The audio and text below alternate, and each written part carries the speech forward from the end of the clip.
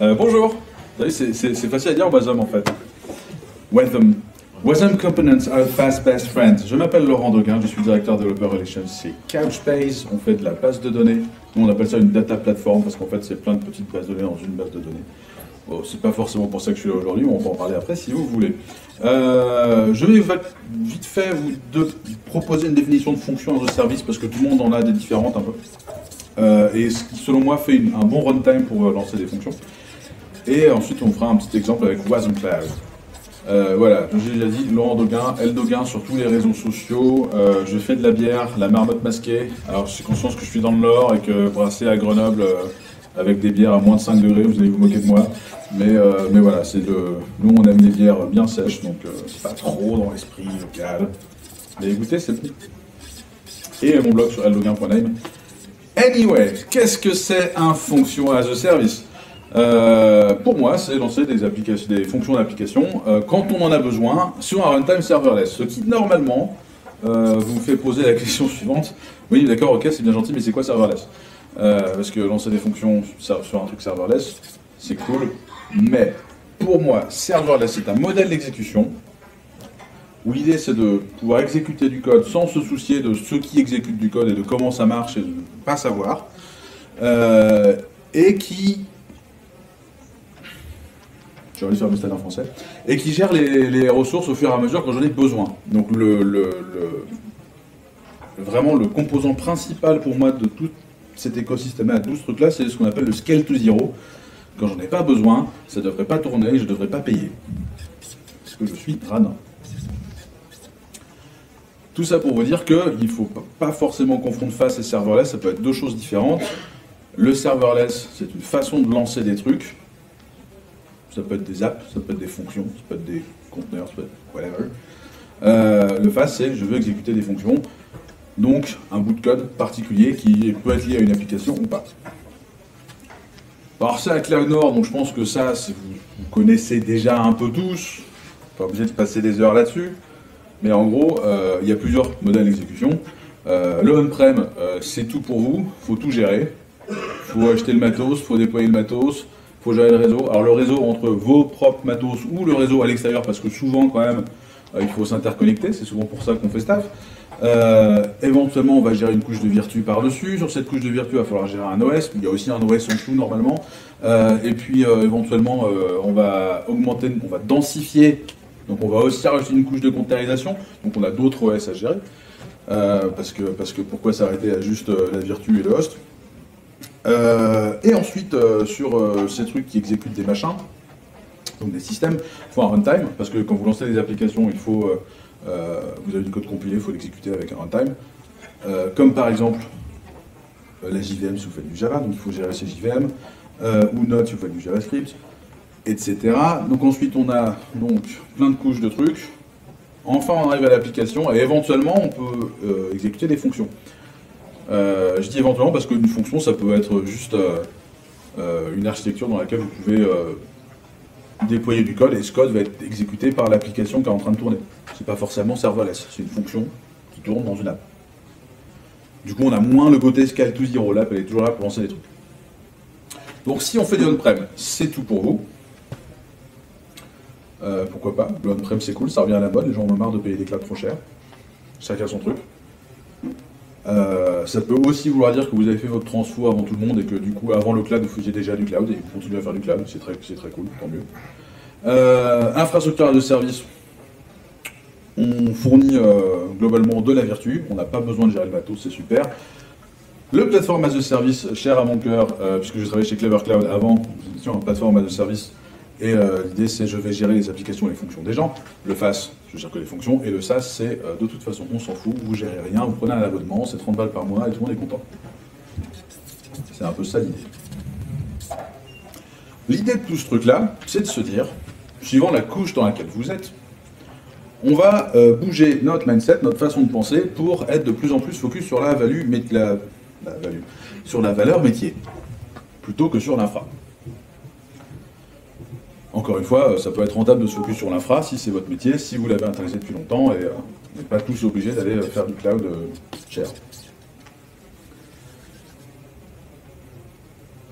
Un bon fonction as a service, propose les caractéristiques suivantes, les caractéristiques suivantes, un mauvais aussi d'ailleurs. Dans les avantages, je peux exécuter des fonctions, donc j'ai rien à gérer, pas de serveur, l'app elle tourne déjà, ou alors si c'est AWS lambda, pas besoin de gérer tout ça, ça se cale tout seul, à 0 ou à 100 suivant ce que je veux, donc c'est trop bien, je paye à la conso. L'idée c'est que ce soit toujours disponible, c'est-à-dire que j'ai toujours un runtime qui tourne, j'ai pas besoin de m'occuper de gérer ce runtime, sauf si vous gérez votre propre application qui exécute des fonctions, cas particulier. Idéalement c'est polyglotte, ça dépend des gens que ça ne concerne pas, et surtout ce qui est cool c'est qu'on peut itérer très rapidement. Le cycle de release d'une fonction, c'est pas le même cycle de release qu'une app, donc c'est assez facile à mettre en place. Le problème, quand on commence à se lancer dans les archives comme ça, le plus gros problème en général, c'est le call start.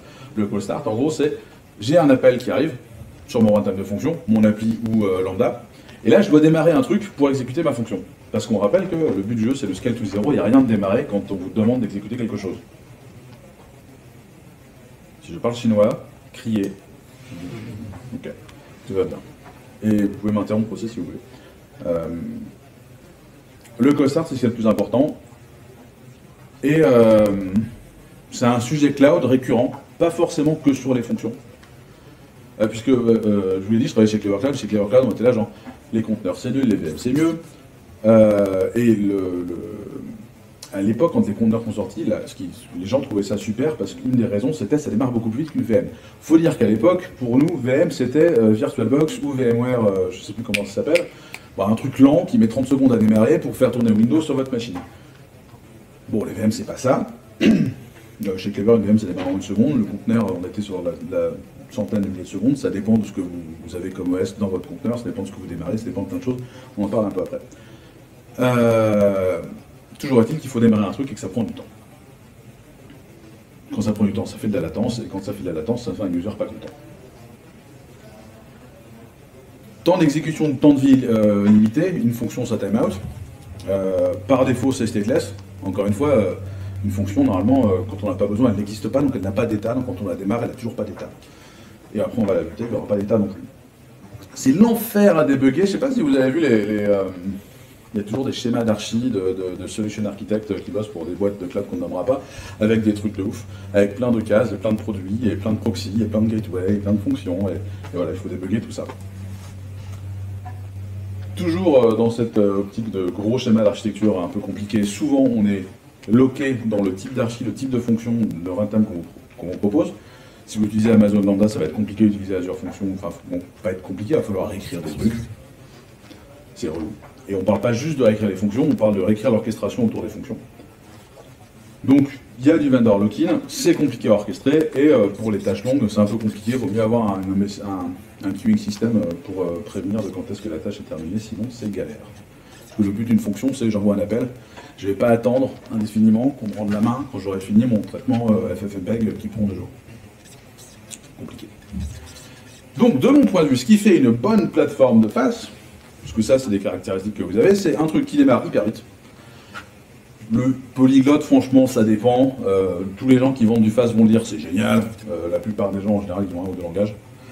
Mais après tout, pourquoi pas, c'est cool. Peut s'intégrer avec votre écosystème qui est déjà existant. On n'a pas à réorchestrer tout un tas de trucs pour exécuter du code. Évidemment, fait le scale-up, le scale-down, le scale to zero, sécuriser, observable, always available, etc., etc. Maintenant qu'on a en tête toutes ces caractéristiques très importantes, c'est quoi un bon runtime pour faire tourner ce machin? Nous sommes en 2007 ou 2008, je ne sais plus, Amazon débarque et oh mon dieu, la vertu devient accessible hyper facilement, c'est trop bien. À l'époque, je travaillais chez Nuxeo. On n'avait pas de cloud, mais on avait des machines. On en avait 7, du coup on avait Blanche-Neige et les 7 nains. On avait les 7 nains, c'était les 7 noms de machines, c'était super. Après on est passé à la Virtu, donc on est passé au Seigneur des Anneaux, on avait une vingtaine de nains, c'était trop bien. Puis après les compteurs, on a arrêté. On n'avait plus de nom. À l'époque, les gens étaient passés sur les Pokémon, ça a au moins fait durer. Donc la Virtu, c'est cool. L'avantage de la Virtu, c'est qu'on a une isolation très forte. par rapport à un conteneur, ou par rapport à lancer plusieurs process sur la même machine, sur le même OS, parce qu'à la base, c'est quand même comme ça qu'on faisait. Si on voulait augmenter la densité d'applications qui tournent sur notre appli, dire, bah, c'est pas grave, je vais en lancer une sur le port 80-80, puis je vais lancer une deuxième sur le port 80-81, puis je vais lancer une troisième, et puis après tout, pourquoi pas, qu'est-ce qu'il pourrait arriver de mal, plein de choses. Donc on passe à la vertu, on isole, parce que typiquement, s'il y a une application qui fait planter tout votre OS, bah, tout ce qui est dessus tombe avec. L'avantage de la vertu, c'est que si vous êtes bien rangé, il n'y a que la VM qui tombe.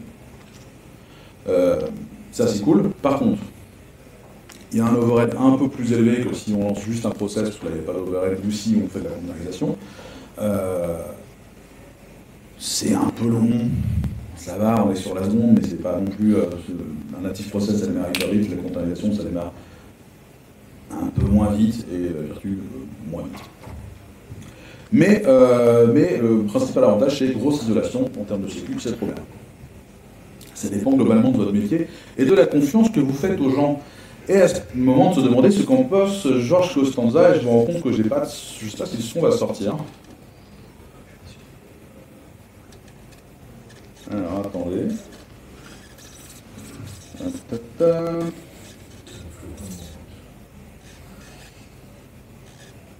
C'est le bordel, ça. Hop là. Ah bah si, pourtant. Bon, tristesse. Je vais devoir le doubler, c'est génial. Je suis... Bon, je prends une chips et je la trempe dans la guacamole. C'est très très bon, cette chips, c'est quand même vraiment merveilleux. Et puis je vais la retremper comme un gros sale. Et là, il y a Timmy qui se lève et qui dit « Qu'est-ce qu'il fait ?» Et Georges répond innocemment « Timmy, c'est votre RSSI. Tu as pris une chip, tu l'as trempée dans le bol, tu l'as mangée, et tu l'as retrempée dans le bol. Et c'est un scandale. C'est comme si tu mettais toute ta bouche dans le bol. » Donc, moi, je suis dev, ça me gonfle un peu. Oui, ouais, mais... Là, il est start putting your whole mouth in the bowl. Oui. Et à la fin, il dit I dip the way I want to dip and you dip the way you want to dip. Tout ceci est une question de point de vue. Question de point de vue, en gros, elle dépend de la confiance que vous avez avec vos petits camarades. Timmy, en bon RSSI, est un peu énervé. Voilà. Ce que je veux vous dire, c'est que quand vous faites pas d'isolation, c'est ça qui se passe. Quand vous n'avez pas de VM, ce qui se passe, vous lancez plusieurs process, vous lancez plusieurs conteneurs, il y en a un qui vous crame le noyau, tous ceux qui s'en servent, ils sont cramés aussi. Moi, je bossais pour un plateforme de service, c'est public, il est hors de question que la workload de machin tourne sur le même OS que la workload de truc. Et j'ai des conteneurs, bon, les conteneurs non plus, parce que tu vois, il faut densifier, mais avec sécurité, donc on ne peut pas se permettre de faire comme Georges. Si vous partagez des trucs avec vos collègues sur vos propres infras, après tout, ça vous va. Après, on n'est pas à l'abri d'un bug, on n'est pas à l'abri d'un...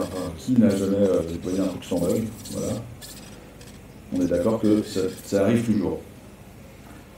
Donc là, on est au début de la containerisation, c'est cool, et puis on se rend compte qu'il y a quand même quelques petits soucis de sécu, on aimerait bien faire autrement, tout ça c'est bien gentil, mais est-ce qu'on ne pourrait pas avoir plus de sécurité, que ça démarre plus vite, etc. Est-ce qu'on pourrait bouger un peu tous ces trade-offs qu'on fait? En gros, le trade-off à l'époque c'était ça va vite mais c'est pas safe, c'est lent mais c'est safe. On a trois nouvelles typologies trois nouveaux choix, en gros. Il y a des gens qui ont pris la containerisation et qui l'ont rendu beaucoup plus safe. Donc c'est là où on se retrouve avec des projets comme Katacontainer ou JVisor qui vous permettent de faire du harden. On est toujours en train de partager son noyau, mais on est mieux rangé. Admettons.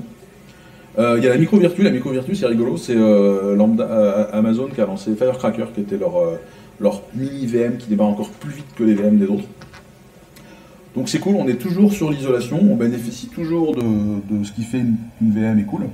C'est-à-dire une instruction processeur qui vous garantisse une isolation avec un startup time beaucoup plus petit. Bon, il y a WebAssembly. WebAssembly c'est trop bien, super isolation, tout le monde s'en sert chez Cloudflare, Fastly, Wasm Cloud, c'est ce que je vais vous montrer. En gros, l'idée c'est de dire que Wasm c'est le meilleur runtime pour faire ça parce que le call start est tout petit, c'est moins de 100 millisecondes. C'est complètement isolé. Quand vous démarrez un binaire Wasm, on vous file une tranche de mémoire et c'est tout. vous n'avez rien d'autre. C'est relativement portable, on va en parler après. Au début, c'était un peu compliqué de faire causer des bouts de Wasm ensemble ou de faire causer des bouts de Wasm avec votre système. Ça s'arrange. Je dis pas que c'est magique, mais franchement, ça s'arrange. Je dis ça parce que j'ai passé la journée à fixer ma démo qui marchait pas, et je vous montrerai pourquoi après. Pénible. On reste sur une sécurité complète. Il faudrait que j'enlève le full isolation avec VTX parce que ça n'a aucun sens. C'est vraiment le modèle de sécu de Wasm, c'est tiens, ta tranche mémoire et tu peux pas sortir. Et c'est beaucoup plus facile à gérer. Ça, c'est le résumé un peu cheeky de ah là là, un score d'isolation, de startup, d'overhead et de sécurité. Wasm, c'est vraiment trop bien. Bon. Vous savez pour. Et là, oui, mais attends, mais c'est trop bien. Pourquoi est-ce qu'on n'utiliserait pas Wasm tout le temps? Excellente question. Donc, ça, il y a quelques années, c'était la façon de passer des trucs entre composants Wasm ou entre host et. Entre host et binaire Wasm. Un binaire Wasm, c'est un truc que vous avez compilé, c'est un binaire, il va être exécuté par un host. Le host vous file une tranche de mémoire, et éventuellement il vous donne accès à d'autres fonctions, ça on en parlera un peu après. Donc au début, en gros, on n'avait que des floats et des int. Et l'idée c'était de te dire à chaque fois que tu passais un argument, tu avais un pointeur, et tu avais la taille de la mémoire qu'il fallait que tu lises. Donc, naïvement, je veux partager une string. En fait, c'est l'enfer. Il faut que tout le monde fasse pareil, tout le monde utilise le même encoding. La vérité, c'est que quand on voulait standardiser un peu la façon dont on passe les choses entre fichiers Wasm, on a tous fini par faire notre propre sauce. Donc là, on est à. Il y a un truc qui s'appelle WASI, Wasm System Interface. En gros, c'est un standard pour exécuter du Wasm. Et tout le monde a essayé de suivre à peu près la même chose, mais tout le monde a eu des façons différentes de gérer ce truc-là. T'as des gens qui proposaient des SDK, donc il fallait absolument utiliser leur SDK, et ça t'abstrait tout. T'as des gens qui proposaient un IDL, je sais plus ce que ça veut dire, Interface Defining Language, un truc comme ça, où en gros tu décris tes fonctions, tu décris tes signatures, et ça va te générer tout le code après, et ça va te générer tout le FFI après, le Foreign Function Interface, qui est en gros le truc qui dit ce bout de Wasm va pouvoir parler avec cette application ou ce bout de Wasm de cette manière-là. Bref, c'est un peu pénible. Il y a un excellent talk par un monsieur qui s'appelle Wong Townsend qui bossait chez Wasm Cloud. Donc Wasm Cloud en 2019, ils étaient dans cette situation-là, et donc on va tout faire à la main, ça va être génial et tout, et puis petit à petit ils se sont dit en fait non, donc on va gérer notre propre FFI avec notre propre SDK, avec notre propre codegen, du coup c'est vachement moins portable. Et puis après ils se sont dit quand même c'est pas ouf. Du coup on va faire notre propre IDL. Et si on fait notre propre IDL, ça veut dire qu'il faut qu'on fasse notre propre générateur de code. Ça veut dire qu'il faut qu'on target tous les langages que les gens veulent utiliser. Du coup, c'est relou, mais on va quand même le faire. Et puis à la fin, ils se retrouvaient un peu tout seuls. Et bon, tout le monde, tous ceux qui faisaient du Wasm, faisaient la même chose différemment dans leur coin. Enter WASI Preview 2, dit WASI P2, et le Wasm Component Model. En gros, c'est une nouvelle spécification de Wasm qui définit une ABI, donc une ABI c'est Application Binary Interface. En gros, c'est le truc qui dit comment vous communiquez avec le binaire. Et un système de type, donc un IDL, qui est censé être standard et commun à tout le monde. Il y a un truc qui s'appelle la Bytecode Alliance, c'est un peu comme le W3C, mais pas pour le web, pour Wasm. Alors qu'ils ont fait ce truc-là, ils ont créé ce standard IDL qui s'appelle WIT, et ils ont créé le component model. Le but de tout ce machin, c'est de standardiser la façon dont des binaires Wasm peuvent causer à l'extérieur ou entre eux. Donc on a besoin de son propre IDL, donc là c'est WIT, le WebAssembly Interface Types, une ABI pour que tout le monde puisse comprendre et fonctionner de la même manière, une façon de lier tout ce truc-là, et le truc qui est vraiment cool, à partir du moment où on a un truc qui expose une interface, l'autre qui l'exporte, un truc qui exporte, l'autre qui l'importe. On connaît comment faire bouger des trucs d'un modèle à un autre. Le but de sécu de ce truc-là est de dire chaque composant, chaque core Wasm module a sa propre mémoire à lui et ne va pas empiéter sur la mémoire de l'autre. Donc ça vous fait du shared nothing en termes de memory, ce qui est un modèle de sécu qui est plus cool que si vous aviez un gros machin dans lequel tout se cause. Donc vous sentez déjà qu'on va vous vendre de la composabilité beaucoup et que ça ressemble étrangement à une archi microservice. Hein. C'est un peu globalement ce qui est en train de se dessiner chez tous les gens qui font qui adoptent ce modèle-là. Et du coup, qu'est-ce que ça donne? Avant, j'avais ma fonction avec mes deux pointeurs, avec mon pointeur et ma taille relou, et maintenant j'ai d'un côté mode définition width, donc mon interface type, je veux faire une fonction qui s'appelle process qui passe une string, et le BindGen, c'est le machin qui va me générer mon code automatiquement grâce à cette fonction-là, qui va me permettre de l'utiliser et de l'importer dans mon code hyper facilement, sans avoir à jouer avec un pointeur, avec des pointeurs mémoire. Je sais pas vous, mais moi je préfère ça à ça. Donc en gros, ce que je vous dis, c'est que le Wasm Component Model, qui est arrivé avec WASI Preview 2, et donc qui est arrivé il y a presque un an et demi même, c'est vraiment le truc qui va permettre de standardiser la façon dont les binaires Wasm se parlent entre eux et parlent avec l'extérieur. Alors je vous dis ça, mais il y a Wasm 3 qui est sorti il y a 2 jours, j'ai pas mis à jour mon talk, mais ça c'est juste côté browser, enfin il y a des trucs qui vont se passer côté browser, il y a aussi des trucs qui vont se passer côté WASI P3, j'imagine, je sais pas ce que c'est le plan pour la partie exécutée du Wasm côté serveur. On est passé à un adressage 64 bits, ça veut dire qu'on va pouvoir faire des trucs énormes. Je pense qu'ils ont fait ça pour pouvoir faciliter l'usage des LLM, des choses comme ça, parce que là on était capé à 64 Go, et 16, je sais plus, non 16 je crois. De toute façon votre browser va vous dire 16 c'est bien, plus c'est pas possible. Donc ça devient sérieux, c'était pas le cas avant. Petit exemple pratique avec Wasm Cloud CNCF. Alors j'insiste sur le CNCF parce qu'ils m'ont dit il faut que tu te dises on est un projet open source, t'as dit t'as gala. Wasm Cloud, l'idée c'est de créer des applis Wasm dans tous les langages qu'on veut et qu'on peut faire tourner partout. Dans le cloud, sur Cube, dans les data centers ou à l'edge. C'est la promesse de on va redéfinir comment on peut déployer des trucs. Et c'est basé sur deux choses, Wasm Cloud et NATS. Vous avez peut-être entendu parler de NATS récemment, il y a eu une petite shitstorm côté CNCF où ils ont voulu prendre la brain et se barrer avec la CNCF, les avocats de la CNCF, ils ont rattrapé un jour. C'est mort. Je sais pas ce qu'ils ont fait, je sais plus s'ils ont forqué ou s'ils se sont mis d'accord à la fin, mais on en avait entendu parler il y a quelques temps. Alors NATS, j'en parlerai après, mais en gros c'est un truc de streaming, c'est un petit Kafka magique qui tourne, qui est tout petit et qui peut tourner sur n'importe quoi, genre sur un Raspberry. Et c'est trop bien. Moi ça a été, franchement, sur mon parcours Wasm Cloud et Wasm, ce qui m'a le plus scié en essayant Wasm Cloud, c'est NATS. Je connaissais pas NATS, vraiment c'est cool.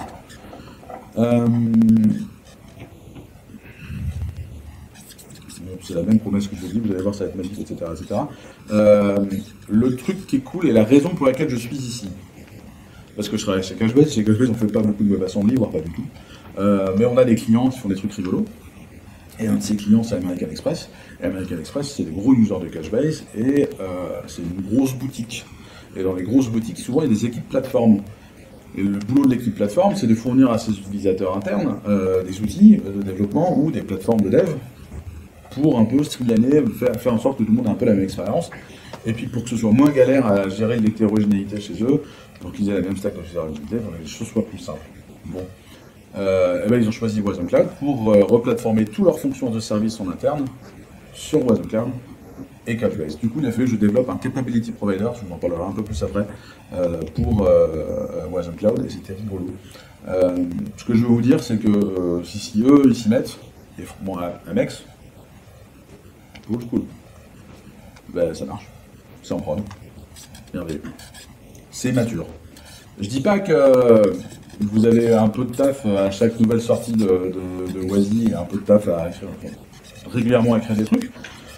En témoigne ma journée horrible où j'ai dû retaper ma démo que j'avais pas fait depuis février. Mais, non, vraiment, c'est bien. L'idée de Wasm Cloud, c'est de dire, comme c'est basé sur essentiellement NATS et deux ou trois binaires, ça peut tourner un peu n'importe où. Ça peut tourner dans le browser, je sais pas, je suis long mis, mais je n'ai pas vu. Mais ça peut tourner sur des tout petits devices. Il y a des gens qui font tourner ça sur leurs machines, dans leurs usines. C'est une usine où ils font du tourage. Donc, en gros, ils ont une grosse pièce en métal avec un espèce d'énorme cutter qui tourne très vite et qui enlève du métal sur la pièce. Et le problème qu'ils avaient, c'est que quand le cutter devient usé et que ça ne marche plus, tout pète. Donc tu peux jeter la pièce et il faut re-régler la machine. Et donc ça c'est relou. Normalement, une usine, ils ont tout un tas de time series et de trucs qui font de la prédiction de panne, ou en tout cas de la prédiction d'usure. Et un des problèmes qu'ils avaient, c'est qu'un tour, ça va vachement vite. Et ça envoyait vraiment beaucoup de données. Et ils étaient hyper emmerdés parce qu'ils ne pouvaient pas remonter toute la donnée. Et ils ont installé Wasm Cloud at the edge, directement proche des machines. Ils ont fait toute la quantisation, c'est-à-dire toute la partie, ma grosse time series hyper dense, en fait, je vais la réduire de façon à pouvoir envoyer ces points, beaucoup moins de points, vers le serveur, de façon à avoir un dashboard qui me donne une vraie réponse. Et ça leur a permis de gérer le remplacement de leur espèce de méga cutter avant que ça pète et que ça éclate. Donc vraiment, ça tourne un peu partout. Si ça tourne chez Amex, ça tourne sur de l'usine, ça tourne dans plein d'endroits rigolo. Ce qu'on va vous vendre, c'est agnostique, ça tourne partout et dans n'importe quel type de langage. C'est réutilisable. La façon dont ils découpent les choses, je vous expliquerai après. Il y a des composants, en gros, c'est des acteurs, il y a des providers, et on peut les écrire dans n'importe quel langage qu'on peut compiler en Wasm. Tout est centralisé sur la même appli. En gros, ça marche sur NATS. Et tout se fait à coup de topic NATS. Tout se fait à coup de messaging. Donc si vous avez un machin qui est relié à tout et qui dit tous les messages, vous avez votre dashboard qui vous montre tout ce qui se passe dans votre système. Et c'est relativement facile à intégrer à une archi existante, puisque bon, il y a un opérateur cube, mais encore une fois, il faut déployer juste 2-3 binaires, il faut déployer NATS, il faut déployer Wasm Cloud, il faut déployer d'autres trucs. Franchement, ça va. La façon dont ça fonctionne, il y a un NATS en local qui est donc votre petit Kafka là, qui va être le protocole de communication entre les binaires, s'ils sont entre les hosts, s'ils sont sur votre machine. Et ensuite, vous allez déployer vos acteurs, ce qu'on appelle les composants, ou les providers. En gros, les providers, c'est par exemple, tu veux faire une requête HTTP, je te permets de faire une requête HTTP, tu vas les lire sur le disque. Je te permets de lire sur le disque parce qu'encore une fois, en Wasm, c'est un peu con, ça ne sait pas faire grand-chose, on ne lui donne pas accès, qui est un modèle de sécurité par défaut. Ça a une tranche mémoire et basta. Et si vous voulez faire plus, le machin qui exécute le Wasm, ce qu'on appelle le host, peut donner accès à d'autres fonctions. En gros, un capability provider, c'est vous qui allez décider de quelle fonction vous donnez accès au binaire Wasm pour, par exemple, utiliser une socket, pour faire lancer un thread, pour faire des trucs à l'extérieur de sa tranche mémoire. Ce qu'on appelle une lattice. En gros, vous avez plusieurs machines avec plusieurs instances NATS. Ces NATS peuvent se connecter entre eux. Vous avez un cluster de topics et de messages. Ces topics et ces messages et le stockage vont stocker toutes les définitions de ce que vous êtes en train de déployer par le binaire Wasm Cloud. Donc en gros, vous avez plein de machines sur lesquelles vous avez démarré une lattice NATS, sur lesquelles vous avez démarré plusieurs Wasm Cloud hosts, et sur chaque host, vous pouvez déployer des composants ou des capability providers qui vont se parler via des interfaces. Et ces interfaces, c'est ce que je vous disais tout à l'heure, c'est le component model, c'est WIT, c'est le truc qui dit que j'ai une fonction qui s'appelle machin et qui passe une string plutôt que le truc qui dit tiens, prends ton pointeur et ton float et la taille de la. Voilà. Ça. Je déteste les animaux. Voilà. Donc. En gros, la lattice, c'est le truc qu'embarque les composants. Des fois, on appelle ça les acteurs. Donc ça, c'est les binaires Wasm que vous avez compilés, c'est votre code métier. Les interfaces, c'est ce qui vous permet de faire causer entre les composants et les composants, ou les composants et les providers. Donc ça, c'est le 8 que je vous montrais tout à l'heure. C'est vraiment comment on link un provider avec un composant ou un composant avec un composant. Le provider, c'est le truc qui fait des trucs malins, qui permet au Wasm de sortir de sa tranche de mémoire. Donc, par exemple, d'appeler une database. Donc, il y a une interface qui s'appelle Key Value Interface, et il y a un provider qui s'appelle Redis Key Value Interface, un provider qui s'appelle Memcache Key Value Interface, un provider qui s'appelle Cache-Base Key Value Interface. Pareil, il y a une interface SQL. Bon, il y a des providers différents en fonction de la base de données SQL que vous utilisez, etc., etc. L'idée, c'est de dire il y a une interface commune pour représenter quelque chose, un contrat, et le capability provider va pouvoir implémenter ce contrat et sera interchangeable. Typiquement, si vous avez le même produit, mais vous voulez déployer, vous voulez faire du multi-cloud, et je parle même pas d'un truc comme Key-Value ou comme SQL, mais un truc peut-être plus spécifique, je n'ai pas forcément d'idée en tête. Mais imaginez, il y aurait un S3 différent sur chaque cloud qui ne marcherait pas avec l'API S3, mais vous voulez quand même une API storage, vous auriez une interface storage, et après vous auriez pu avoir vous pouvez avoir un capability provider S3, un capability provider Minio, un capability provider le S3 Shadow de tel machin, le S3 Shadow de tel cloud, etc. Et le host, c'est ce qui fait tourner tout ce machin. Je passe. Le rôle de NAT dans tout ça. Donc NAT, c'est un serveur qui peut avoir plein de clients qui vont échanger sur des messages, sur du... Il y a aussi un stockage clé valeur, un stockage d'objets. Et c'est une dinguerie en termes de haute dispo et de topologie. Je crois que c'est le slide d'après. Voilà. C'est mon slide préféré pour montrer à quel point NAT c'est cool. J'ai un serveur NAT, je peux avoir autant de clients que je veux. Donc sur la même machine, j'ai mon serveur NAT. Et puis il y a Wasm Cloud qui démarre et qui se connecte à NAT Server. Et puis je vais lancer une autre instance de Wasm Cloud parce qu'après tout, pourquoi pas. Donc un autre host. Donc je peux avoir plusieurs hosts sur la même machine qui partagent le même NAT. Globalement, chaque fois que vous déployez un truc, chaque fois que vous ajoutez un composant, chaque fois que vous déployez un composant ou un etc., ou un capability provider, vous envoyez des messages dans des topics bien particuliers. Et du coup, si vous avez un cluster de NAT, donc plein de NAT qui se causent au sein du même réseau, ils sont tous au courant des mêmes messages parce qu'ils partagent tous le même, ils écoutent tous sur le même topic. Et vous pouvez avoir autant de clients que vous voulez, donc encore une fois, c'est assez fun. Et le truc vraiment qui tue tout, c'est la notion de leaf node. Un leaf node, c'est quoi? Donc on a notre serveur NAT, et la plupart de ces serveurs, ils sont en synchro push et pull. Enfin, en gros, ils ont le réseau vous donne accès de chaque côté. C'est-à-dire que de tel NAT serveur, je peux aller sur cette machine-là, de cette machine-là, je peux aller sur cette machine-là. Mais le truc fun avec les leaf nodes, c'est que c'est pas obligatoire. Donc en gros, moi, je faisais une démo où je lançais mon code dans Gitpod. J'avais un NAT serveur qui tournait sur une machine. Et Gitpod, je peux juste sortir. Je peux pas récupérer une connexion entrante. Parce que je maîtrise pas. Là, ce qui est cool, c'est qu'avec ce lift node-là, en fait, je peux faire passerelle. Donc, en gros, je fais un tunnel. Plus ou moins.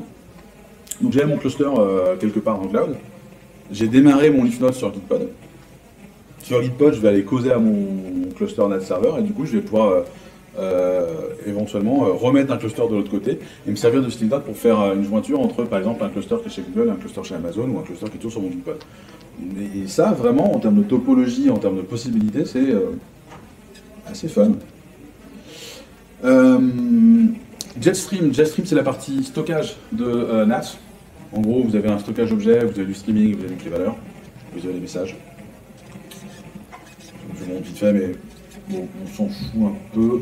Juste ça existe, ça marche et c'est bien. Une fois qu'on a vu tout ce truc-là, la question c'est comment est-ce qu'on construit une application avec tous ces trucs? Comment est-ce qu'on met en pratique tous ces concepts? Là, par exemple, vous avez un exemple d'une interface qui s'appelle Wazi Messaging et qui a 3 capability providers différents. Un qui est Amazon SQS, un qui est Azure Web PubSub et un qui est NAT Messaging. Le clé valeur, vous avez Elasticcache, Memory Store, Valkyrie Redis, etc., etc. Donc le but du jeu, quand vous créez les applications sur Wasm Cloud, d'abord on va essayer de définir la logique de l'application. Une fois qu'on voit un peu ce que l'application doit faire, il faut identifier les capabilities. Donc quels sont les trucs que je ne peux pas faire dans mon binaire Wasm et dont j'aurais besoin d'aide vis-à-vis de mon host. Mon host qui me donne accès à des fonctions, donc les capability providers. Typiquement, si vous voulez écrire des trucs, vous savez que vous aurez besoin d'une capacité ou d'une interface qui permette d'écrire des trucs. Écrire des trucs dans une DB ou sur un disque dur ou whatever. Une fois que vous avez défini tous ces trucs-là, vous pouvez faire votre liste de courses pour aller chercher le capability provider qui vous va bien. Et une fois que il y a un truc assez marrant aussi où on peut, quand on définit une application, on peut dire cette application, je vais la déployer sur le host qui a tel capability provider ou tel capability provider ou telle interface. Donc, vous pouvez vraiment choisir. bah, du coup, vous ne choisissez pas, il va définir comment vous voulez que les trucs se déploient en fonction des capacités de vos hosts. Et les capacités de vos hosts, c'est quel capability provider est déployé sur ce host. Et lui, il va se débrouiller tout seul. Et une fois qu'on a fait tout ce taf-là, normalement, on peut déployer son application Watson Cloud et tout marche et c'est merveilleux. Un exemple, typiquement, il y a une requête qui arrive sur une appli. Bon, bah, la requête, déjà, va passer par le composant authentification. Le composant ou l'acteur authentification, il a probablement un capability provider outgoing HTTP. Et outgoing HTTP, qu'est-ce que ça fait? Ça va faire une requête vers, je sais pas, un kicklock, un truc, et qui va lui dire, ok, c'est bon, vas-y, passe. Qui ensuite va le router sur Order Processing Component, qui est un autre acteur. Et tous ces trucs-là sont complètement isolés, et peuvent scaler de manière complètement isolée, et ils peuvent tomber de manière complètement isolée, ce qui est bien aussi. Et ainsi de suite. En gros, le mapping capability provider de base et exemple, real world example, j'ai besoin d'HTTP parce que incoming et outgoing parce que je veux utiliser des API REST ou je veux répondre à une requête qui arrive, j'ai besoin de clés valeurs pour tout un tas de trucs. Donc ça, normalement, vous connaissez, je ne vous la fais pas. Comment ça marche? Il y a un outil qui s'appelle Wash qui est trop bien, je vais vous montrer après. Wash, c'est leur CLI qui abstrait un peu tout ça et ça vous permet de build et les acteurs et les capability providers et de générer du code et de démarrer et de déployer. Ça va télécharger NATS et Wasm Cloud et Wadom, qui est le truc pour déployer des applications tout seul. En gros, ça va tout faire tout seul sur votre machine. Vous pouvez tester tranquillement sur votre machine. Et puis après, vous faites bien ce que vous voulez. Vous pouvez ranger ça dans du cube, il y a un opérateur cube, vous pouvez le déployer vous-même. Franchement, c'est assez flexible. Et donc l'idée de Wasm Cloud, c'est vraiment d'être le déployeur de composants WebAssembly, comme Kubernetes, c'est le déployeur de conteneurs. Et ce qui vous permet de déployer des fonctions, blablabla, blablabla, time for the demo, qui évidemment ne marche plus. Et là, là, là, là, là. C'était sûr. Le temps que je redémarre mon bout de code, je peux prendre des questions.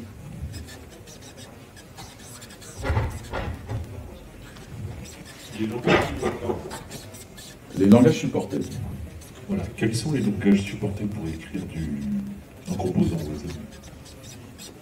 Alors, attends, quels sont ceux supportés et qui marchent bien? Tu vas me dire Java, ça marche.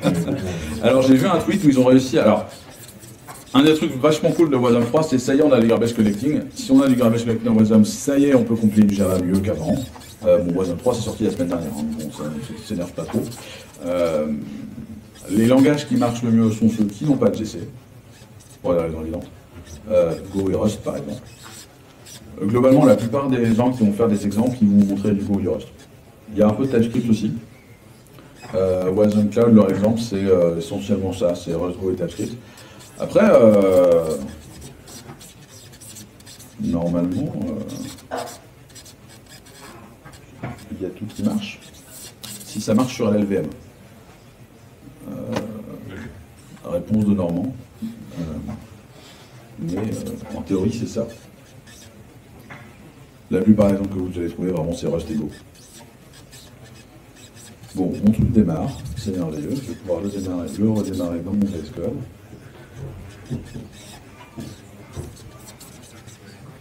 Est-ce que tu open? Alors j'utilise Gitpod parce que alors c'est portable et tout, c'est cool. Bon, évidemment sous Windows c'est hautement instable parce qu'il y a plein de shells de compile un peu relou en C et avec sans WSL c'est la mort, et même avec WSL moi j'ai galéré de ouf. Donc comme je travaille au marketing et qu'on me force à aller sur Windows, parce que oui je travaille au marketing, ben je fais tout online dans Gitpod, c'est plus simple pour moi. Plop, plop, plop, plop, plop, plop, plop. Alors. Je suis peut-être un peu énervé là. J'espère que c'est assez gros.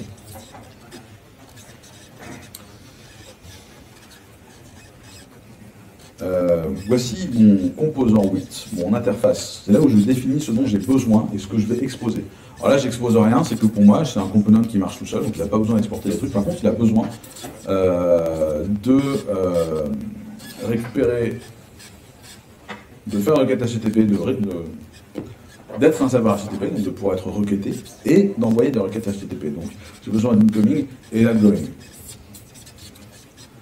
Une fois que j'ai dit ça, et que j'ai mon WIT, et que j'utilise Wash pour build mon Rust, il va me générer tous ces trucs-là automatiquement, et me permettre d'utiliser les fonctions HTTP dont j'ai besoin pour lancer ma requête Couchbase, puisque nous avons une data API depuis 15 jours, non, depuis la semaine dernière. Avant, on ne pouvait pas faire de Rust avec Couchbase, parce que Couchbase se charge automatiquement, donc ça charge automatiquement, il faut partager un algo entre le client et le serveur, donc s'il faut faire ça, on ne peut pas tester les tests, du coup on ne pouvait pas faire de Rust. Comme on a eu Cloud Manager, on peut déployer des portails, et quand on peut déployer des portails, on peut faire une API. Donc maintenant j'ai l'API qui me permet de faire du REST. Alors quelle tête ça a du REST? Donc une pauvre requête HTTP. En dur, hein, j'ai mis mon authentifiant basique et tout dedans, ça, voilà. Ben ça, cette tête-là, c'est un peu dégueu, on va pas se mentir.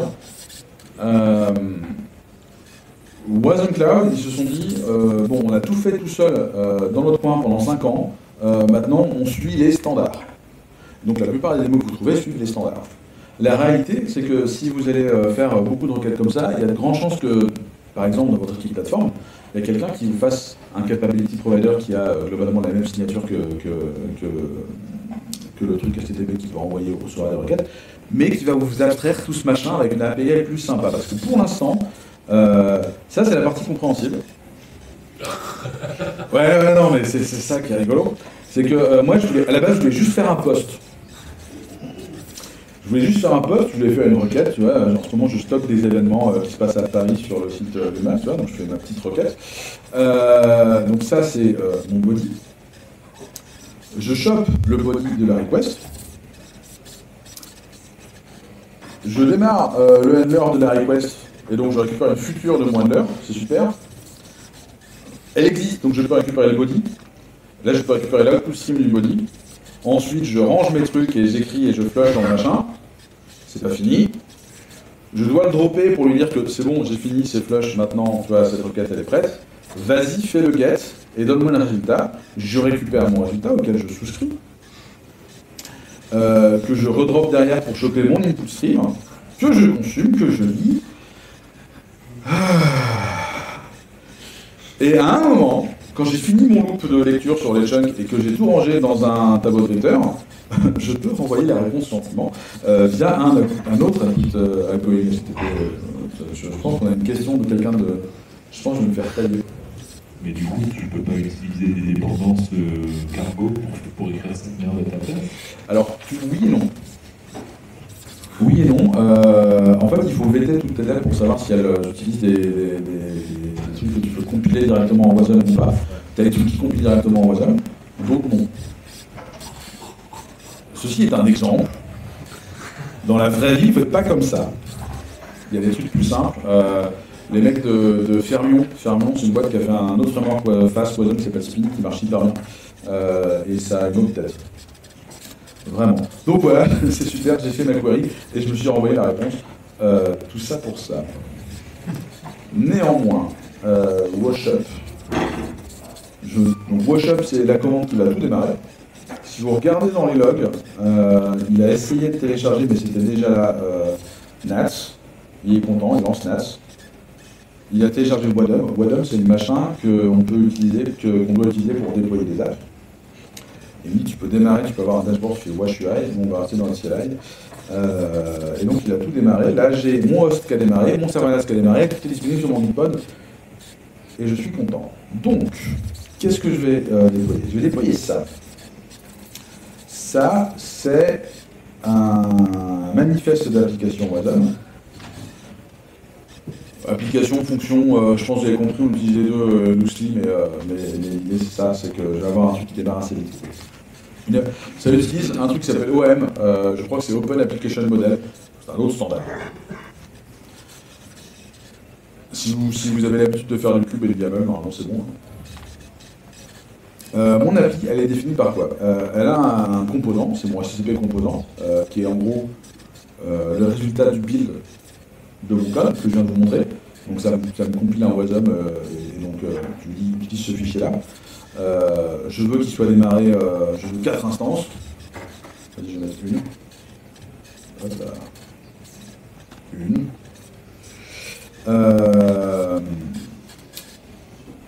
J'ai défini un lien sur mon composant avec le HTTP provider, donc le truc qui va faire des requêtes et de recevoir des requêtes. Idem, je vais le télécharger, c'est super, on est content. Il y a le in, il y a le out. Et il y a plein de trucs commentés pour faire de l'OpenTelemetry, mais ça, on s'en fout. Alors, j'ai démarré Wash. Je vais déployer mon application. Rapidement, car il me reste pas beaucoup de temps. Wash, app, deploy. Donc, je lui donne en paramètre le fichier que je vais vous montrer, qui est en gros le descripteur de mon appli. Donc là, il y a déployé le truc. Donc si je fais un wash get inventory, il va me montrer que sur MoHost actuellement, en gros, ça, c'est une query NATS de tous les topics NATS qui traînent sur cette machine-là. Et donc, il me dit, regarde, tu as une instance de ton query HTTP component, c'est génial, du coup, je peux faire un curl. Encore une fois, tout ça pour faire un curl.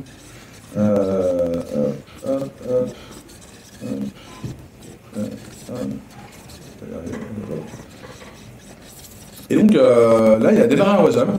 Vous avez vu, ça a été vite. Hein. Il a démarré un WASM, il a exécuté le WASM, il a fait la query, il l'a rendu. Je recommence. Bon, je pense que ça démarre vite. Imaginez avec un compteur, le compteur il sera à peine démarré. Donc en termes de call start, qui est vraiment le truc relou quand on va faire du scale to zero, je pense que la promesse est tenue. Après, si on est joueur, on peut faire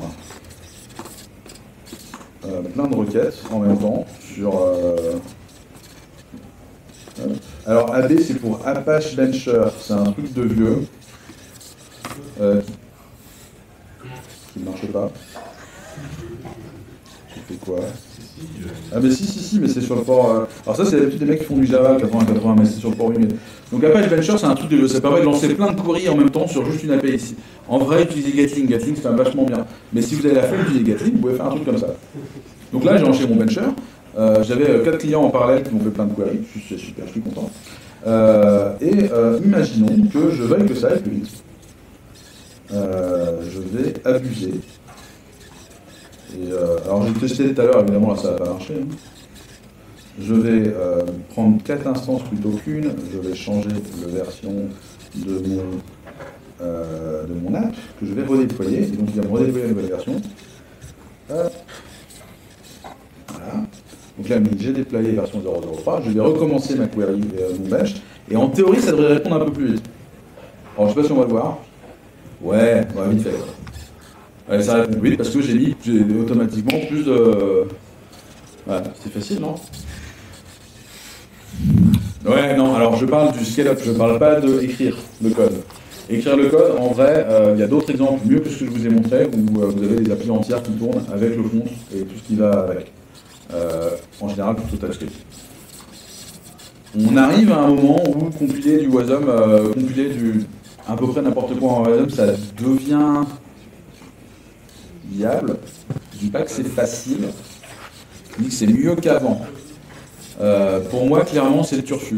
Je veux dire, le jour où la promesse de LLVM ça marche bien et on peut compiler n'importe quoi en WASM, et on aura les capability providers qui seront globalement un équivalent POSIX pour pouvoir faire ce que vous voulez, tout en étant beaucoup plus sécurisé, ce jour est proche. Je ne dis pas que c'est demain, mais ça se rapproche de jour en jour et franchement ça va vite. Donc un truc avec un call start comme ça, qui est sécurisé, que vous pouvez déployer partout, moi je dis que ça fait un fast plutôt cool. Et sur ce, je vais prendre des questions, je vais me barrer, ça dépend.